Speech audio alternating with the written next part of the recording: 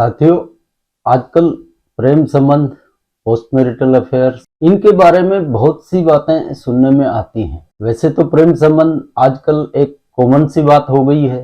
पाश्चात्य शैली का पूरा असर हमारी जीवन शैली पर भी आ चुका है। यानी इस मामले में हमारे भारतीय मूल्य बिल्कुल समाप्त जैसे हो चुके हैं। और वैसे भी जब पूरी दुनिया ही एक ग्लोबल विलेज में परिवर्तित हो चुकी है, तो कुछ अच्छाइयाँ, कुछ बुराइयाँ ट्रांसफर एक से दूसरी जगह पर होती ही हैं। अब बैचलर्स में तो प्रेम संबंध होना, अफेयर होना आजकल एक कॉमन सी बात हो गई है और इसके बारे में हमने आपको विस्तार से पहले बताया भी है। अब आजकल एक और नई समस्या खड़ी हो गई है कि किसी भी स्त्री या पुरुष के बारे में यह अफवाहें उड़ा दी जाती हैं कि इसका फला फला अमुक अमुक से प्रेम संबंध चल रहा है या नाजायज रिश्ते हैं। तो ऐसे में स्थिति बहुत दयनीय हो जाती है। अब इनमें जो बैचलर्स हैं उनके हद तक एक अलग समस्या है, लेकिन जो शादीशुदा हैं उनके जीवन में एक तूफान सा आ जाता है। अब कोई कोई तो इन बातों को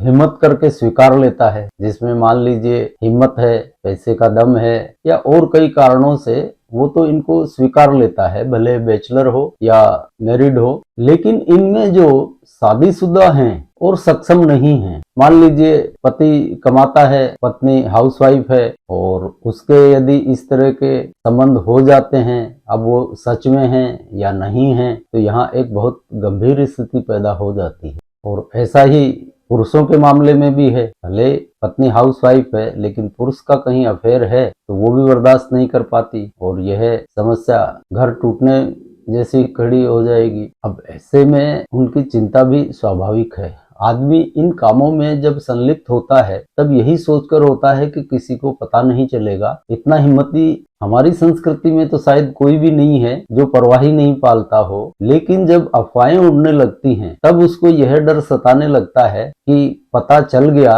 स्पाउस को तब क्या होगा। और मान लीजिए ये कोरी अफवाह ही है, तब भी परेशानी का बायस तो बन ही जाएगी, क्योंकि हमारी सोच ये होती है कि धुआं उठ रहा है तो कहीं ना कहीं आग लगी ही होगी। तो इसके चलते अफवाह को भी कोई अफवाह मानने को तैयार नहीं होता, लोग उसको भी सच ही समझते हैं। अब यहाँ हम आपको बताते हैं कि कुंडली के ग्रह योगों से आप इसे कैसे देखेंगे कि यह कोरी अफवाह है या इसमें कुछ सत्यता भी है। और वास्तव में जब ऐसे अफवाहें उड़ने लगती हैं तो यकीन मानिए स्पाउस अवश्य किसी न किसी ज्योतिषी की शरण अवश्य लेता है, क्योंकि उसको पता करना होता है कि यह सच है या गलत है। क्योंकि सामने वाला तो कभी हाँ भरेगा नहीं, चाहे सच में है या सच में नहीं भी है तो भी वो तो मना ही करेगा। तो अब एक ज्योतिषी के लिए यह एक चैलेंज खड़ा हो जाता है कि उसको कैसे देखे कि यह जो घटना है कि यह बात वाकई में सत्य है या नहीं है। हमने बार बार आपको बताया है कि प्रेम का संबंध चतुर्थ भाव से है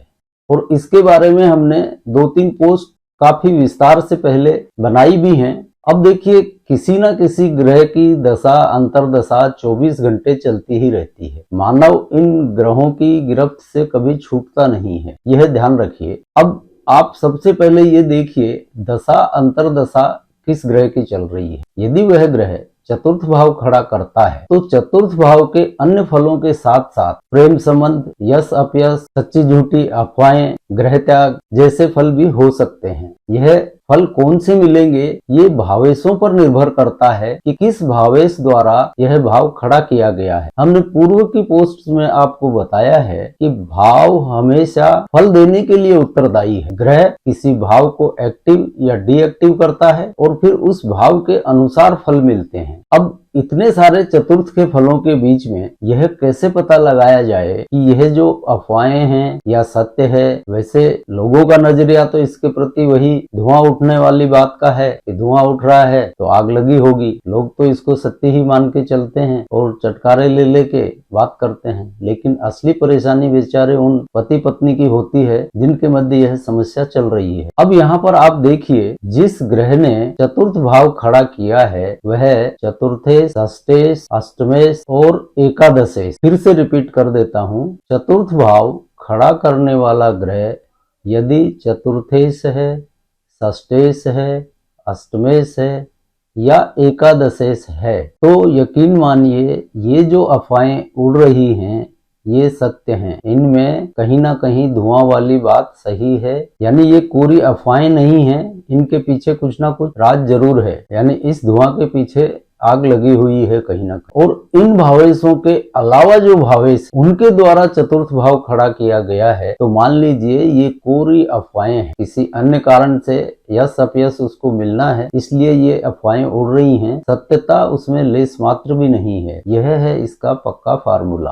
तो अभी तक हमने आपको बताया कि प्रेम संबंधों में या इन अफवाहें जो उड़ती हैं उनको कैसे देखा जाए। अब आइए हम बात करते हैं अनैतिक संबंधों। किन योगों के अंतर्गत यह अनैतिक संबंध शुरू हो जाते हैं। अब हमने आपको बताया था कि चतुर्थेश यदि दशम भाव में बैठा हो, यानी अपने भाव से सप्तम हो गया है, तो यह हो गया प्रेम विवाह का योग। ये अपनी जगह सही है, लेकिन यह अनैतिक संबंध में कैसे परिवर्तित होगा, इसके लिए सप्तम भाव में यदि कोई भी ग्रह बैठा है राहु के अलावा, यहाँ राहु बैठा है, उसके अलावा कोई भी 8 ग्रह होंगे, तो यह अनैतिक संबंध हो जाएगा। राहु स्थान का नाश करता है, इसलिए राहु को इससे अलग कर दीजिए, बाकी केतु सहित सारे ग्रह ले लीजिए, क्योंकि चतुर्थ और सप्तम के मध्य जो केंद्र भाव है सप्तम काम भावना का, सप्तम में बैठकर वो ग्रह इस काम भावना को प्रज्वलित कर देता है। तो अफेयर हुआ चतुर्थ के सप्तमेश बैठने की वजह से, तो इनकी शादी होगी, लेकिन उस शादी के पूर्व इनके दैहिक संपर्क अवश्य स्थापित हो जाते हैं, जो कि हमारे समाज में आज भी अनैतिक ही माने जाते हैं। विवाह पूर्व के संबंध कोई भी आज